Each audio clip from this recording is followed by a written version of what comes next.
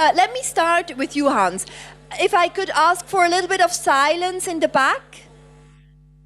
Psst. Thank you very much, and pleasure to be here again. I think lucrative would be an understatement. We're talking about a $4.2 trillion business, according to the ICC. According to the OECD, it is more in the $500 billion. And that's maybe already one of the reasons why we should regulate it. If we have a gap in definition of a global problem at that dimension, and we can't narrow it down in less than 3.1 trillion, which is more or less double than all defense budgets of the world combined, I think we have a serious problem there. And I think legislation, to a certain extent, and maybe I can talk about that a little bit later, plays an absolute crucial role in the fight against counterfeiting and illicit trade. But as I said, to a certain extent. We'll come back to that. Very hopefully. interesting. Sergey, what do you think? Why should we actually fight illicit trade when it's such a, booming business? Hi, nice to meet you. So first of all, I think we as business, we're doing business, we should protect ourselves because illicit trade steals from us. Business needs to have some protection, and they also ruin our authority because they sell our goods. They are not real. They have fake goods, fake food, these bad things. So it's a really big thing that we should protect. You run a company that is called Intetics. So could you please tell a little bit more about the business that you're running?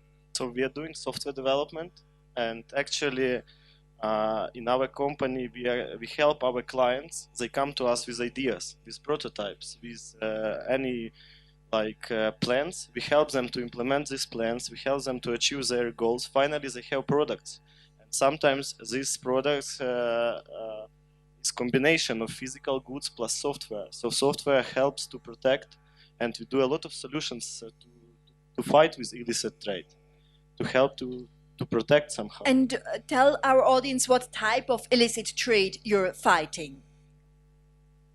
We fight with, first of all, digital illicit trade, like licensing. People steal media content, people steal software.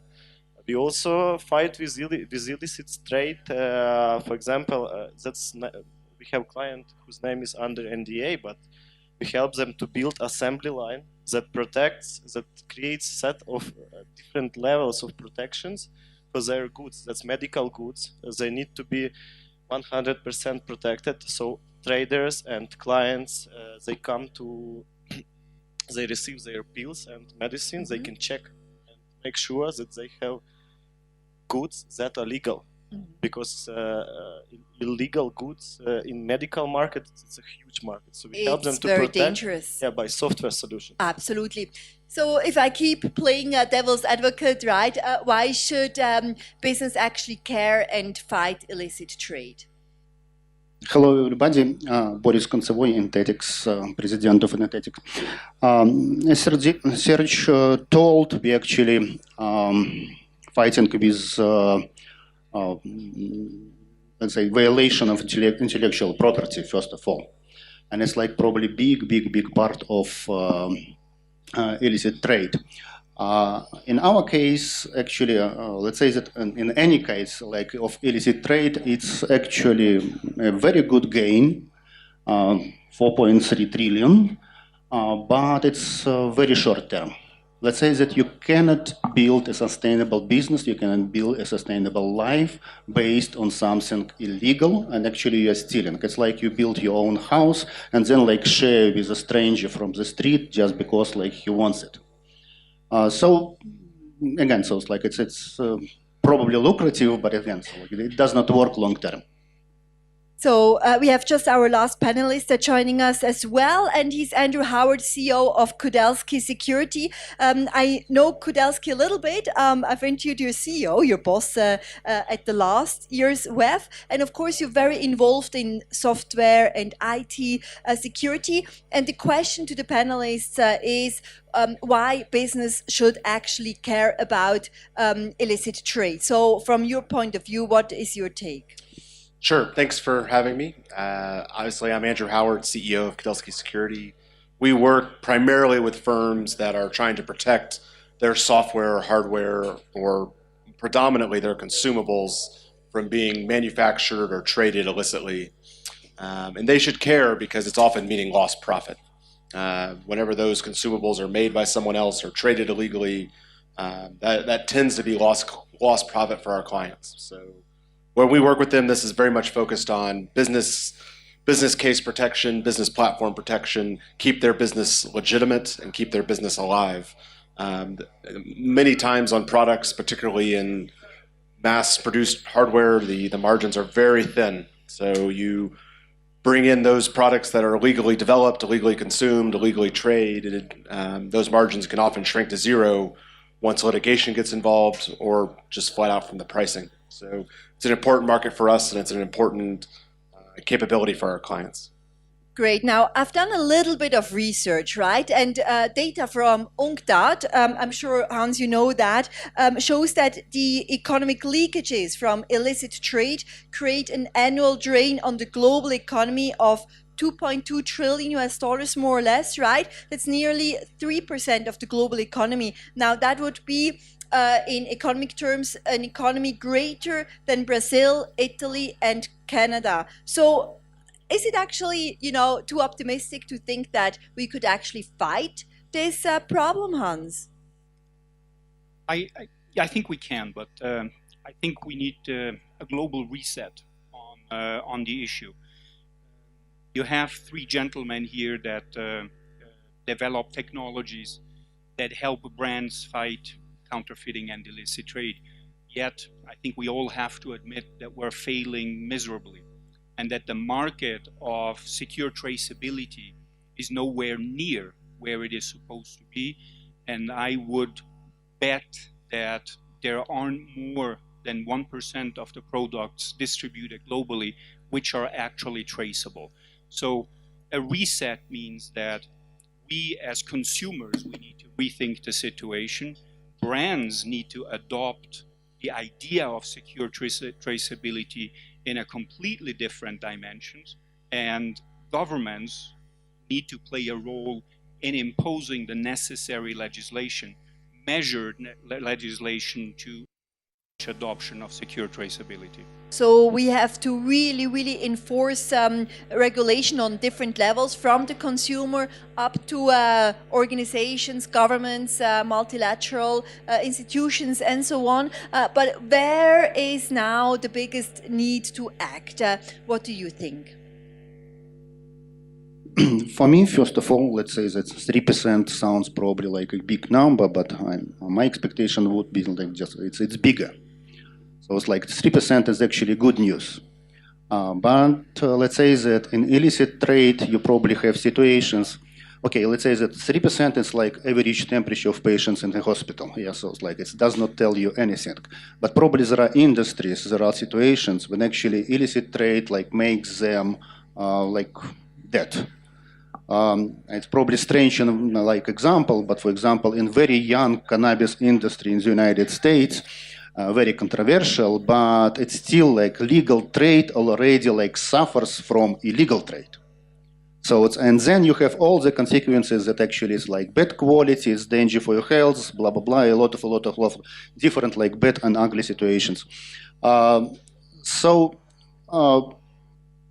I do believe that it should be like a combination of government action, and without government actually nothing is going to happen, and technology. So technology in all cases can help enforce something, but legal environment, legal like background should be like created, of course, by governments. Sergey, you are the CTO of Intetics.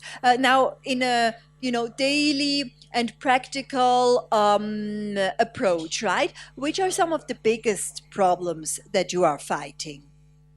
Actually, Too many to mention. That was we a deep fight in breath. many dimensions, and what I wanted to mention in addition is that technologies help to fight illicit trade, and they help a lot it to grow, because with newest technologies, people can do as much more illicit trade as they could do before. So you're fighting Goliath. I mean, it's just like a cycle. It never stops. Kind of, yeah. Good guys against bad guys, it was from antique. So how to break this vicious cycle then? I think good guys smarter. They will find. Or maybe use more robots.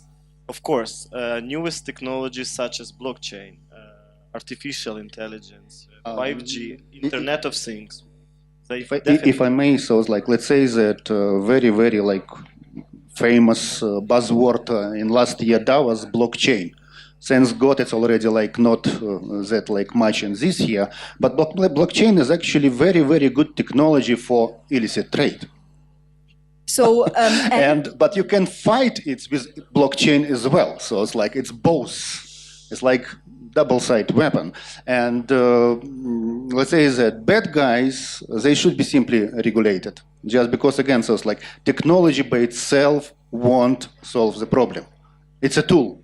Right. Let me ask Andrew then, as the head of Kudelski Security, could actually blockchain save, some of the business and maybe help, in this disease to fight it? I agree that blockchain is the word of choice over the last few years. I've been in meetings where people have claimed that it'll cure cancer. Yeah. I don't think it'll do that.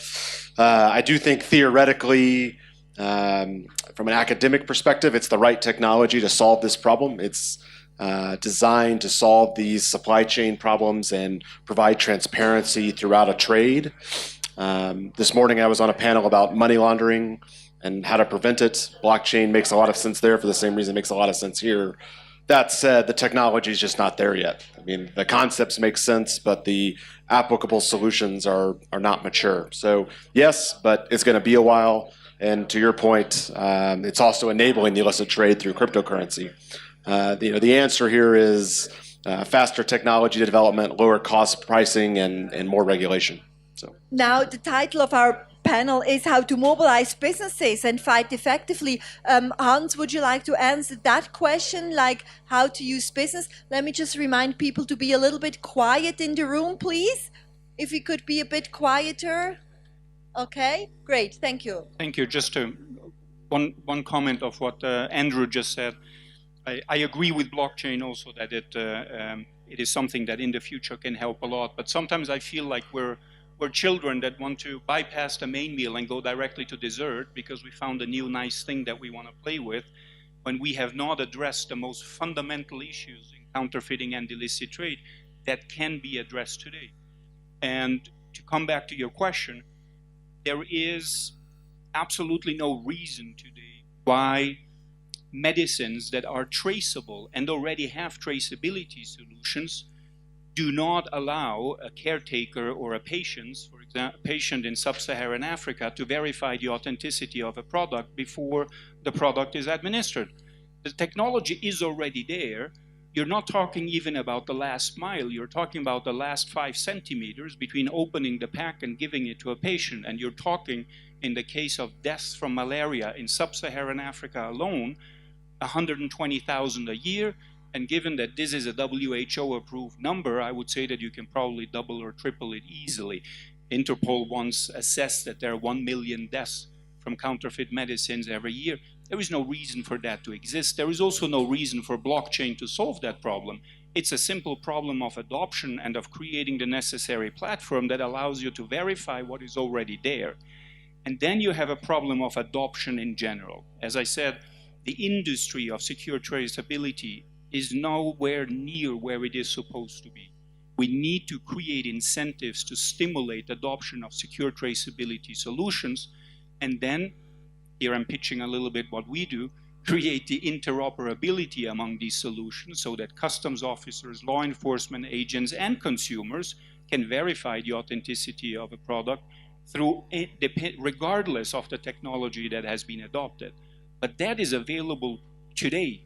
We just haven't found the mechanisms to actually go, as I said, that last few centimeters and bring it to the consumer.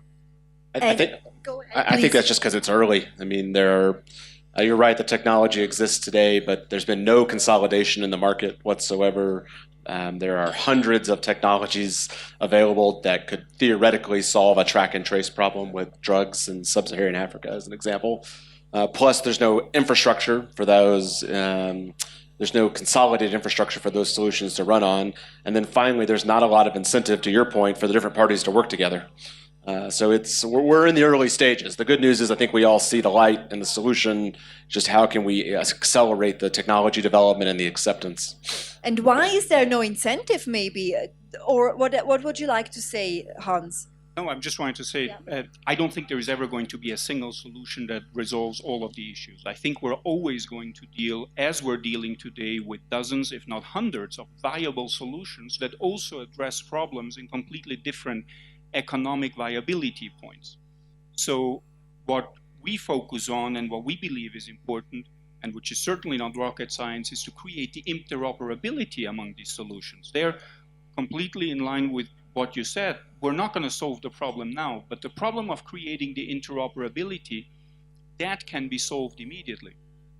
Do we not need a lot of investment for that, for this interoperability? What do you think from Intetics? Is there enough money around and will to invest? From my perspective, integration between solutions, again, as a technical person, I can say it's not complicated. It's just we need to have a goodwill indeed of all players, and I think that events like this, places like this, is something that we also need to highlight the issues we have here, and to motivate people to participate more in illicit trade fighting, because those who are affected, they for sure are fighting and look for solutions and implement solutions, etc. But only maybe some small % of companies affected with it, and all others, they don't care. But finally, it ruins budgets of countries where they operate, etc. So we need to have common effort to fight. And as one more time, Have good, you good that we highlighted. noticed? Yes, have you noticed a huge investment gap? Like, you know, what would actually be needed and what governments, for example, they want to pay for? Again, it's hard to answer for me as engineer. I think governments need at least to create conditions for us to operate in this area, because usually sometimes corruption and laws, they don't allow to implement illicit trade solutions in countries. Boris, what's your view? Yeah, so let's say that pure businesses is as usual supply and demand. In let's say that interoperability of like illicit fighting systems, the customer is going to be only government. Then actually, so it's like you have the only like a source of financing, it's like public funds. And here we have, unfortunately, especially in the third world, we have like a huge problem of corruption. Actually, there is no right now in the like in all the situations, for example, with all these like counterfeit drugs in Africa, you all the time have humans that actually corrupt. And unfortunately, so it's like without solution of this problem, again, technology is not going to help. So. Now we have, of course, like a lot of different illicit trade and trafficking problems. We have smuggling, we have counterfeiting, we have tax evasion, we have you know, weapon smuggling. We have so much different types of illicit trafficking human beings and so on. So how could, in that case, all of that impact the SDGs? Because we've been talking a lot on this panel during the Caspian Week on the Sustainable Development Goals, with you as well, Hans, I believe. So is this really a big risk for the SDGs to be achieved? I think the risk is that we continue to do what we do now, which is very little.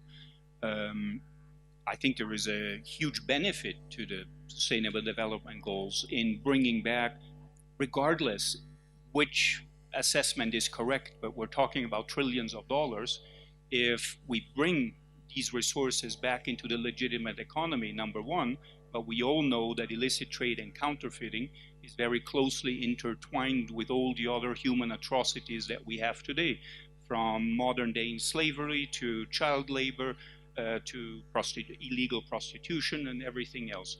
So we can only gain from that, and it's somehow mind-boggling that a multi-trillion-dollar issue is not even addressed in the Sustainable Development Goals. And that is where we stand today. We're really ground zero, I would say, in the fight against counterfeiting and illicit trade. Mm-hmm. When we talk about the actors, right, you touched on that, who are the culprits? Like, who are the main actors? Who are the people and the networks, the mafias responsible for all that?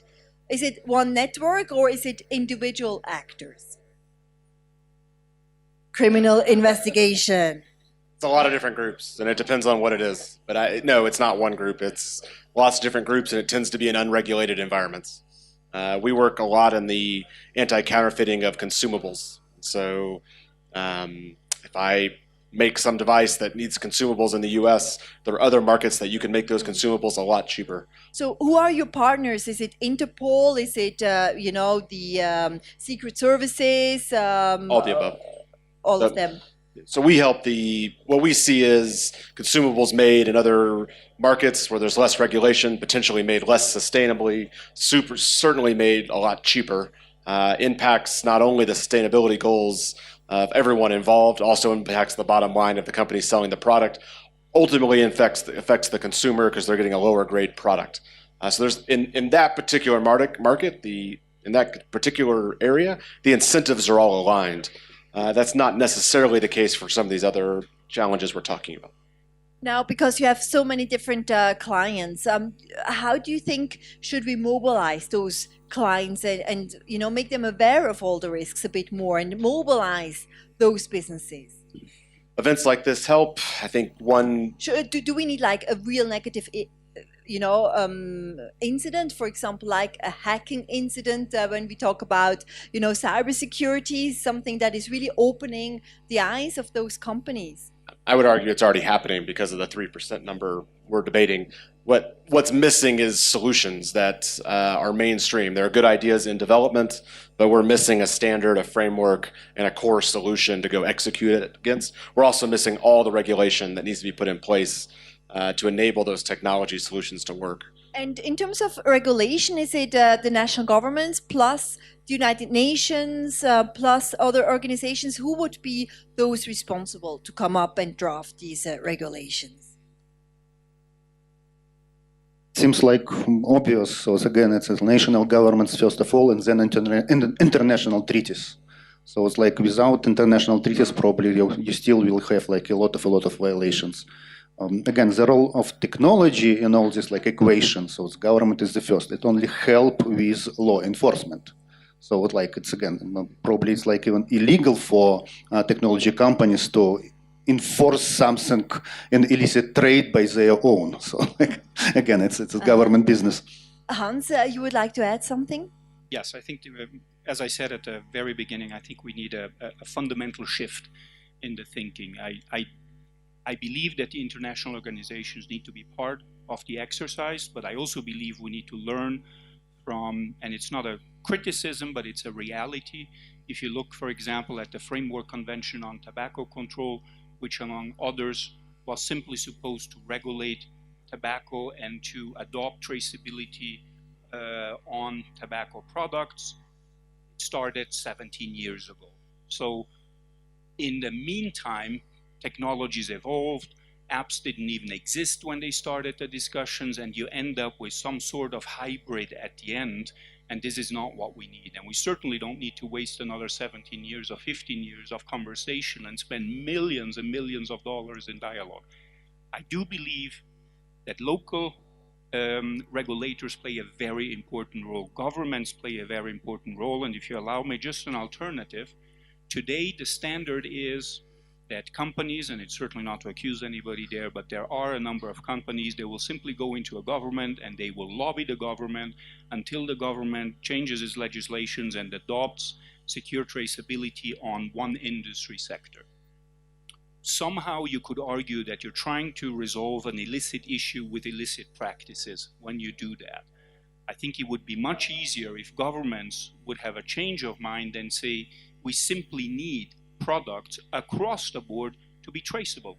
And you as a brand, you can choose the traceability that you want, and that is economically viable and practical for you, for as long as it addresses certain minimum viable security standards, and you have 1 year to do so, and we as the government will work on the interoperability of these solutions. If one country does that, the industry that you three gentlemen are in will be multiplied already by 3. And you can imagine what happens if all the 200 and something countries do that. That's a spillover effect. What do you think about this proposal, Andrew? I think it's a good idea. I'll say it's tough. I mean, average product life cycles are 12 to 36 months. One of the biggest challenges I see with implementing these solutions, particularly in the technology sector, is velocity. We're just moving too fast. We're trying to keep up with innovation. Makes sense that we should move that fast. Without a framework or technical specifications, it's very difficult to put these track and trace or supply chain solutions in at the end. You really need to make decisions on the front end of the product development cycle. And it's just going to take time. I think we'll get there, but it's going to take time because of these product life cycles. It's very often the problem that technology is faster than regulation, isn't it? Boris, you wanted to add something. Let's say that if Tobacco Association would order traceability of every cigarette pack, it's doable. It's doable right now. So like it's nothing on technology side. It's simply like a piece of work. So like, let's do it. So if somebody pays, let's do it. I think these problems are. Go ahead. No, just one comment on tobacco. Tobacco already has. I mean, I think we have somebody from tobacco here in the room from JTI or not. Please join us afterwards in the discussion. Correct me if I'm wrong, but I think I'm correct that at least the majority or every pack of cigarette in the world already has secure traceability. Yet, nobody is capable of verifying the authenticity of a pack of cigarette. If anybody can ask, well, we'd understand why because of political reasons, but a logical reason why this is the case, it is simply an absurd. And it is the case also with medical products and others. I agree on the life cycle, but how about just starting with what already exists and is already there? That is already an important. And if tobacco, which sells how many trillion of products a year? 3, I think, packs of cigarettes a year, more or less. If they can adopt secure traceability on their products, so can anybody else if they really want to. Absolutely. Boris. So again, so it's like it's the issue of goodwill of governments and law enforcement, and again, all the regulators on this planet, but not technology. So again, so it's like there is goodwill, there is good answer. Good. If no one from the panel would like to add something on that point, I would like to open the Q&A session. Please just identify yourself with your name, who you work for, who you would like to ask the question to, and keep your question short. That's all I would like to ask for. Belarushakov, High Screen. Well, apparently, speaking of consumer products traceability, there are 2 industries which probably are ahead of others, tobacco and pharma. So, in your view, what would it take for others to actually kind of follow in their footsteps, and what other categories of products you think are the next in line? Who would actually go into investing into tracing their products?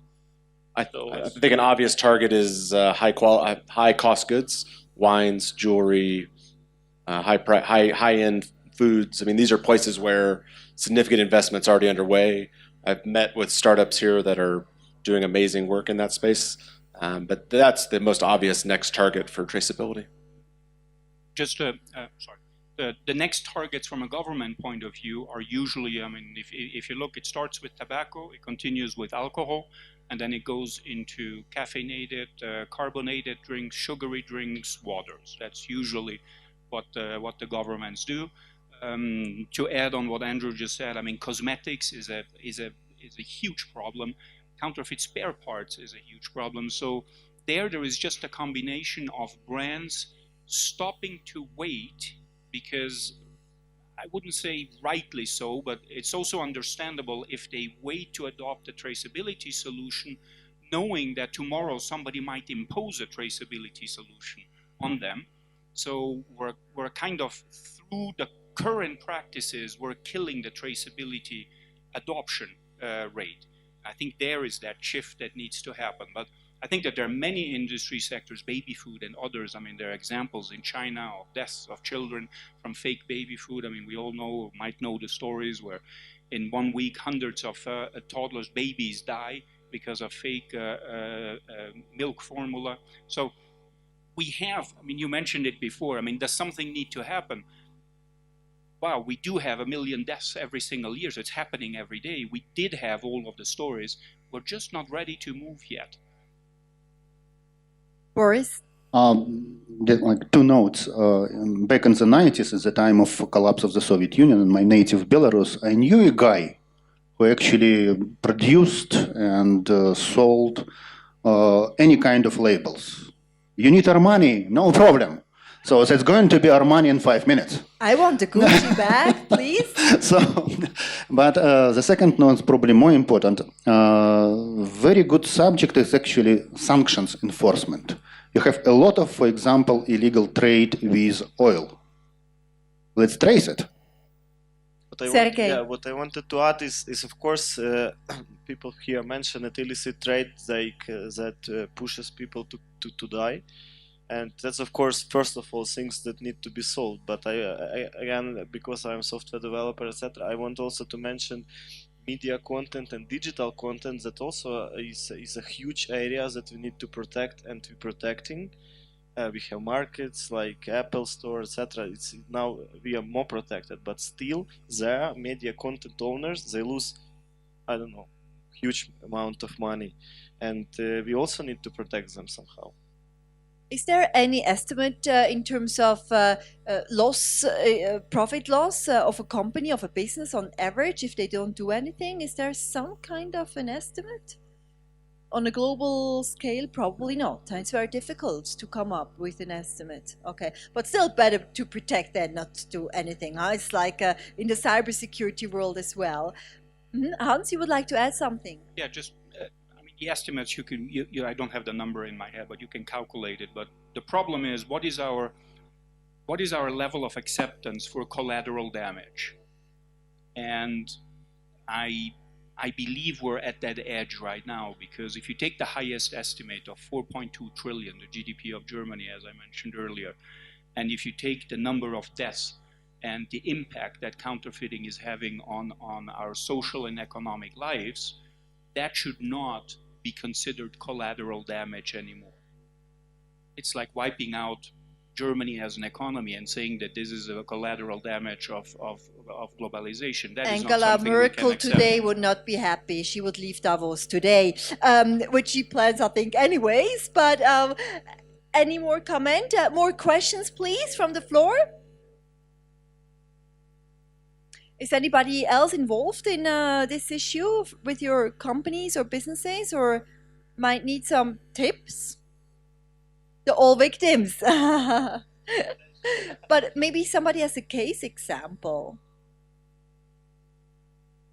Not really. Okay. So going forward, what is your top advice for a business? Who wants to start? I can From start. a technical point of view. Actually, every business that starts some deals with us receives recommendations how to protect themselves in cyber area, because we do cyber things. And yeah, we say, guys, you need to be protected. And most of the companies, they don't care about security until they hacked, as you mentioned it, or until they attacked. Then immediately they start care and say, And then guys, it's too late. yeah, sometimes it's too late, sometimes it's on time, we can save something, but mostly now we show them these cases and say, look, this was happened to us maybe in the past, this would happen to our clients. Do you want to be in this list, or you want to receive good protection? So we do this. That's a good marketing strategy, because then you actually open the eyes of potential victims, and Actually, then they cash in. in our practice, actually, we offer our clients so-called triple legal protection for their intellectual property. So it's like very important for especially startup companies, just because, again, so it's like you're protected on the legal side. And the second one, when they start successful operations, then it's like security concerns. So like, and again, in programming and software development itself, there are special practices how to make the product secure, to protect, again, from illicit trade in like large, big sense. I would say have a plan or plan to fail. So some very small decisions early in the design process of products and materials can make a huge difference versus making the decisions after a breach or after a major incidents where, you know, we've seen studies that are it's 10 or 1,000, potentially 1,000 times more expensive to make the changes that you need to make. So at Kudelski Security, which kind of key, developments are you seeing? What kind of initiatives, new programs are you launching in that regard? It's we're a technical company, engineering firm, and we often work with organizations that are building products to do the right things around things like key management, auditing, authenticity, identity. These are key concepts when trying to uniquely identify a product and track it throughout the supply chain. You want to go do something cool with blockchain? That's great. You need identity, you need key storage. You got to be able to do these things right. And again, doing them in the day one of the product lifecycle is 1,000 times cheaper than doing it in day N of the product lifecycle. Boris? Just one remark, very good number. Preventing of a bug is 10 times cheaper than fixing a bug. Oh my goodness. So, yeah, I think it's clear. Hans?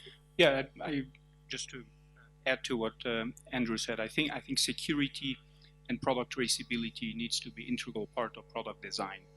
And I just want to tell you a little story from one of the world's major brands when I had a discussion a few years back now on why they don't adopt secure traceability, although they have been victims of some very large issues, including deaths of humans. The excuse was that the marketing department sees that as a risk, because if we tell our customers that we need to add secure traceability on our products, they might now think, almost like in reverse psychology, that our products aren't safe. And I think brands, it's a true story. Brands need to move on from that mentality and accept that a safer product is a better product and that you can build a very strong marketing dimension on that solution as opposed to see it as a liability. Exactly, because we always think that the disaster hits our neighbor, like we could never have cancer or HIV/AIDS or something like that, right? But we can use it as a marketing tool, as a PR strategy. I mean, that's a brilliant idea. Do you use that at Intetics already? Or maybe for your clients? To some extent. So it's like we develop software for others, and actually, again, it could be different situations with our clients and with their policies. So sometimes, again, so it's exactly like we do have such situations, unfortunately. From a business perspective for yourselves, where do you see the biggest markets? Is it in Eastern Europe, where you operate from? Is it more Asia, the US, Europe? Where does the biggest business growth come from? It's worldwide. And at Kudelski Security, you also see growth coming from everywhere. Right. Are there now more questions from the floor? Not right now. Nobody wants to share a nightmare scenario. Is there any key takeaway for you? Anything that you would like to comment on as a final remark? Andrew? I'll just say that this problem is very much like a lot of cybersecurity problems in that there aren't a lot of good answers. I mean, there's no easy solution. Everything involves spending money, working harder earlier, and then working with to increase and improve regulation. And I should say on the regulation comment, we're not looking for bad regulation here, or frankly, what makes the regulation topic tough, particularly around these trade issues and cross-border issues, is when the regulation differs. So country to country, state to state. So smart regulation, more investment, smarter decision making earlier is really the solution, much like many cybersecurity problems. And as we're approaching the last day of the World Economic Forum tomorrow, you've mentioned startups, Andrew. Have you identified potential partners? What are you looking for in potential partners? Maybe there's somebody in the room who would like to talk to you later. We're always looking for partners. We've met dozens of very interesting companies here at Davos, and the speed of innovation is really unbelievable. I mean, what's being done, particularly in this space, track and trace, is unbelievable around physical products and how the blockchain is being used and how physical products are being tagged and tracked, and learned a lot about diamonds this week and how those work. So there's a lot of innovation going on. For you at Intetics, has it been a successful web in terms of partnerships and opportunities, and what are you looking for? Yes, it was, and it continued to be. Yeah, we by the way, we are sponsors of Caspian Week. One of the reasons, because this area of Caspian, areas in general in the world that are developing fast now, are very interesting for us, because they have really challenging projects, challenging solutions. If you compare them to Europe and East-West world, it's like more or less said and done, and change happens there slowly, while here we may find very complicated and very interesting for our engineers, smart brains solutions. So yeah, it was nice. Boris, as you have been in this business for a long time, what is the biggest worry that you have going forward in terms of illicit trafficking and trade?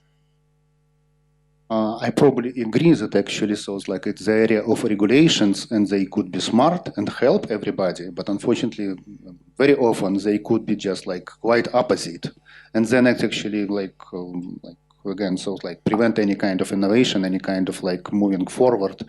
Again, so it's probably does not help, but it's desire of a smarter world. Hans, some closing remarks that you might have? No, I'd just like to repeat that let's not forget to resolve the issues that we can resolve with the technologies that we already have, and then evolve from there, as opposed to constantly looking for what is in the horizon, which is a very convenient and easy way out of the problems that we face every single day. The last thing I wanted to add is just thank our host for a wonderful week, and for what they have organized here this whole week, and a really great program that I've had the pleasure to participate in. Thank you. To close, I would just like to have a temperature of the room, or just see who is worried about illicit trade, because most of you have some kind of business or are involved with companies. So who is scared of illicit trade for your own business? Hands up. Not too many. Okay, maybe 4 or 5 hands, 6. Yeah, the others are pretty cool. All right, thank you so much for our panelists.